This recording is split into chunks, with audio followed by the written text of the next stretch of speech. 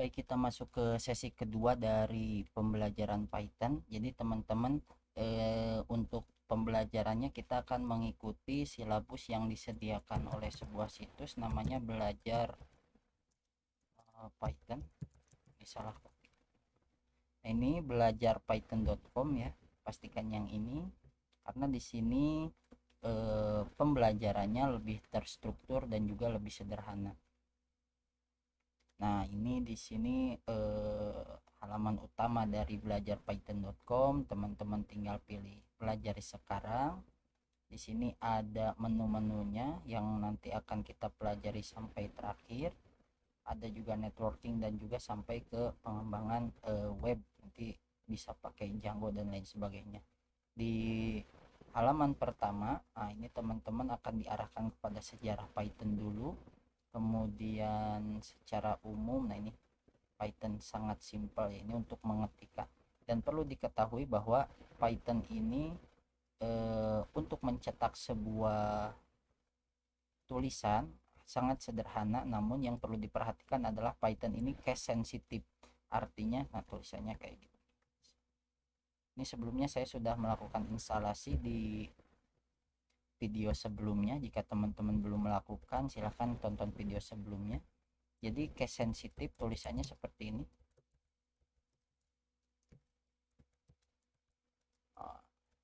Pokoknya case sensitive ya. Nah, maksudnya seperti apa? Jadi huruf besar dan huruf kecil itu berpengaruh ya. Contoh, kita tampilkan sebuah tulisan tampil ya. Nah, ini printnya itu harus kecil semua. Kita coba run, save, oke, maka akan keluar. Tapi kita coba untuk rubah P-nya menjadi huruf besar, run module, oke, maka akan muncul tampilan error kayak gini ya. Nah, ini kita dikasih tahu juga bahwa yang errornya itu di barisan pertama. Jadi Python itu case sensitive. Teman-teman harus hati-hati di pengetikan codingnya. Kemudian hanya dengan menuliskan print di atas Anda sudah mencetak. Jangan lupa harus diapit dengan kurung buka dan kurung tutup seperti ini. Di bagian akhir kode, teman-teman juga tidak harus mengetikkan semikolon, berbeda dengan bahasa pemrograman lain. Contohnya in hello world di C++, contohnya. Kalau di C++, untuk mencetak sebuah tulisan itu minimal seperti ini ya. Di akhirnya teman-teman harus mengetikkan semikolon, tapi di Python ini tidak usah. Nah, masuk ke proses instalasi yang di video sebelumnya sudah pernah dijelaskan. Ini tutorialnya, kita lanjutkan untuk menjalankan Python. Kemudian ini prosesnya, kita ngedit di namanya script editor ya. Next. Nah, ini untuk menjalankan sintaks dasarnya. Nah, ini case sensitive katanya Python itu. Jadi harus print itu print kecil ya. Jadi tidak boleh P-nya tidak boleh besar ataupun huruf besar semua, ini tidak boleh. Kemudian untuk men-setting di pembelajaran yang keempat ini komentar. Nah, untuk membuat sebuah komentar kita itu bisa mengetikkan pagar ya. Ini sebetulnya sama dengan tapi dicoret dua, artinya tidak sama dengan atau tidak dicetak. Jadi untuk komentar ini tidak akan dianggap sebuah script di dalam script editor. Jadi tidak akan dibaca oleh sistem. Ini kita bisa menggunakan pagar jika komentarnya hanya satu baris gitu ya.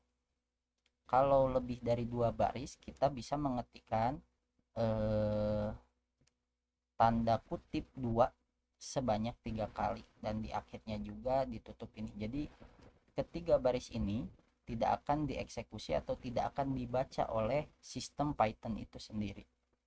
Contohnya seperti ini, kita juga bisa menambahkan di baris, di setelah baris dari script kita. Jadi yang akan dibaca itu hanya yang ini saja. Adapun teks yang ini tidak akan dibaca. Coba kita praktekkan. Nah, ini fungsinya untuk apa ya? Komentar itu untuk biasanya dipakai sebagai penanda ya. Contoh tampil file ini, teks ini tidak akan berpengaruh. Kita coba jalankan. Oke. Nah, tetap saja yang tampil itu hanya teks tampil yang ada di sini. Contoh yang kedua, kita coba untuk komentar yang lebih dari satu baris dengan cara mengetikkan kutip tiga kali, kutip 2-3 kali. Ini adalah komentar lebih coba dari satu baris, gitu ya. Kita coba run. Nah, yang tampil akan teks yang di print saja yang ini ya. Nah, contoh bagaimana kalau kita hapus tanda kutipnya, kemudian kita jalankan, maka Python akan menyatakan bahwa script kita terdapat error. Coba hapus. Ini pembelajaran yang berikutnya, ini tentang print. Di sini juga ada contoh. Dan untuk mencetak angka integer, atau integer itu angka ya, tipe data angka, teman-teman nggak usah mengetikkan kutip ya. Jadi bedanya apa? Kalau misalkan ini menggunakan tanda kutip, dia bentuknya string atau karakter. Nah, karakter ini tidak bisa dikali bagi tambah kurang. Contohnya seperti ini. Saya coba hapus semua. Print buka kurung 123 dengan print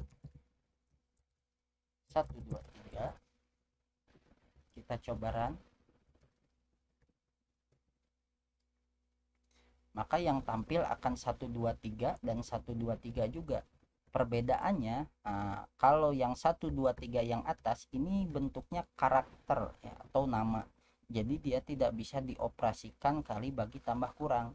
Sementara yang bawah karena integer tipe datanya, walaupun yang kita lihat itu sama gitu ya, 123, tapi di yang bawah ini karena angka jadi bisa kita kali bagi tambah kurang. Baik, berikutnya untuk tipe data. Berikutnya untuk tipe data pada Python di sini sangat banyak sekali. Nah, ini teman-teman harus hafal semua dari mulai boolean, logika benar dan salah, kemudian string ini tadi karakter. Teman-teman bisa untuk mengetikkan tanda kutip 1 atau tanda kutip 2 ya. Angkanya itu bisa berupa atau kalimatnya itu bisa mengandung angka ataupun huruf. Jadi kalau string bebas ya. Hanya tadi walaupun yang kita masukkan ke dalam tipe datanya string itu 123, tetap itu akan dibaca sebagai sebuah karakter. Nah, kalau tadi yang boolean dia menyatakan benar atau salah, di mana true atau benar itu bernilai 1, salah itu false ya, akan bernilai 0. Kemudian di sini juga ada integer, tadi bilangan bulat. Jadi bilangan bulat 0, 1, 2, 3 dan sebagainya. Kalau float, ini ada float ya. Untuk float ini menyatakan bilangan desimal atau yang memiliki koma. Kemudian heksadesimal, ini pakai bilangan heksadesimal yang 10 itu dianggap A. Jadi ini 9A artinya 9 dan 10 gitu ya. Untuk kompleks ini menyatakan pasangan antara angka real dan imajiner. Kemudian kalau list, data untaian yang menyimpan tipe data yang bisa kita ubah-ubah isinya. Jadi list itu kelompok, di dalamnya kita nanti bisa diubah-ubah. Contohnya seperti ini, XYZ karena dia diapit oleh tanda kutip, berarti yang ini tipe datanya string. Nah, sementara yang kedua ini tipe datanya adalah integer. Yang ketiga ini tipe datanya adalah float. Berikutnya adalah tuple ya. Tuple biasanya baca orang Sunda. Nah, tuple itu adalah data untaian yang menyimpan berbagai tipe data tapi isinya tidak bisa dirubah. Nah, berbeda dengan list. List itu kalau kita lihat, oh sama ya, XYZ 765 itu, tapi untuk list bisa kita ubah isinya ini, tapi untuk yang ini tidak bisa kita rubah isinya jadi permanen gitu ya. Untuk membedakannya, kalau list itu menggunakan buka kurung siku dan tutup kurung siku, sementara untuk yang ini biasa saja, kurung biasa. Nah, ada juga dictionary. Kalau dictionary itu artinya kamus ya, jadi data untayan atau urutan data yang menyimpan berbagai tipe data berupa pasangan untuk menunjukkan nilai. Jadi berpasang-pasangan, contohnya ini nama titik dua adi, nah koma ID-nya 2 gitu ya. Jadi ini berpasangan, namanya Adi dan ID-nya atau ID itu apa ya, identitasnya 2 itu. Dictionary ini contoh penerapannya. Untuk boolean true, kita harus ingat T-nya harus besar karena Python itu sensitif ya, case sensitif. Kemudian contoh tipe data string seperti ini. Kita coba untuk praktekkan.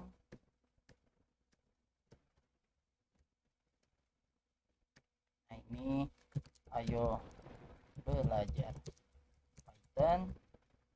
Kemudian ini menggunakan kutip 2 ya. Kalau menggunakan kutip 1 juga bisa.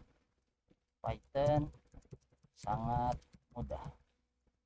Kutip 1 kita coba jalankan. Oke.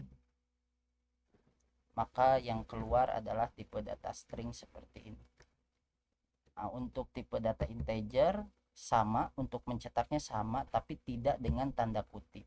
Nah, untuk tipe data float sama juga tapi kita menggunakan titik. Nah, jadi jangan sampai ketukar, bukan pakai 3,14 bukan koma ya, tapi 3.14 gitu.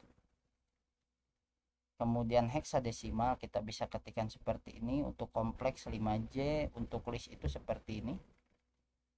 Jadi list itu kan pakai kurung siku ya, tapi untuk mencetak kita membutuhkan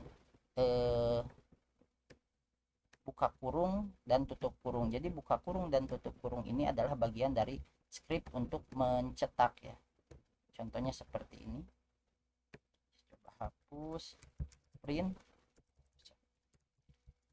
buka kurung tutup kurung. Nah, ini pasangannya ya. Jadi print untuk mencetak itu harus buka kurung tutup kurung. Jadi sistem akan mencetak sesuatu yang ada di dalam kurung.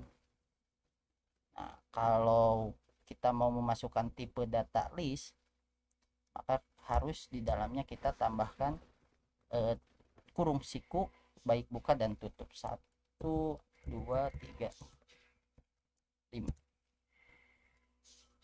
Kita coba run. Oke. Nah, ini akan muncul tipe data seperti ini. Oke, ini untuk list. Kemudian untuk tuple juga sama, kemudian dictionary. Kita coba dictionary. Nah, dictionary ini memang agak rumit. Teman-teman, sekali lagi saya tekankan bahwa untuk buka kurung dan tutup kurung ini adalah bagian dari print ya. Kemudian kita coba buka kurung dan tutup kurung. Nah, ini sudah bagian dari data dictionary, nama, kutip, titik 2. Jadi ini isi dari nama gitu ya, pasangan dari nama, contohnya Indah. Kemudian koma. Nah, ini kan pasangan nih 2 nih. Di sini kita buat pasangan baru. Contohnya nis. Titik 2 1 2 3 4. Nah, ini kayak gini ya. Jadi nisnya itu berbentuk integer, tapi nisnya ini akan berbentuk atau tipe datanya adalah string. Oke, kita coba run. Apakah bisa? Nah, ini ada ya. Kemudian misalkan tipe data dictionary yang dimasukkan ke dalam sebuah variabel. Contoh variabel itu, jadi nanti kita akan pelajari lebih lanjut untuk variabel. Jadi variabel ini adalah tempat kita menyimpan sebuah data. Nah, gitu ya. Jadi nama Andi umur 21 itu kita akan simpan ke dalam sebuah variabel yang namanya biodata. Kemudian ketika kita mencetak biodata, dia akan menampilkan data-data yang di dalam biodata ini. Contoh, saya deklarasikan dulu biodata. Di dalam biodata kita masukkan sebuah file yang namanya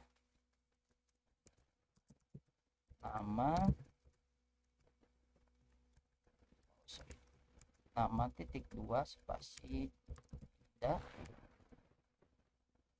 koma umur titik 2 kutip 2 titik 2 21. Nah, ini jadi data ini sudah kita masukkan ke dalam biodata. Nah, kalau kita run tidak akan mencetak apa-apa karena di sini kita hanya memasukkan data ini ke dalam biodata, ke dalam variabel biodata. Jika kita ingin mencetak, jadi mencetaknya itu nggak usah buka kurung tutup kurung, nggak usah seperti ini ya, nggak usah seperti ini. Saya coba tempelkan di sini, nggak usah seperti ini kepanjangan gitu. Kita cukup panggil saja si variabelnya biodata. Jadi kita mencetak biodata di mana isi dari biodata itu adalah nama dan umur. Kita coba run. Oke. Nah, itu ya.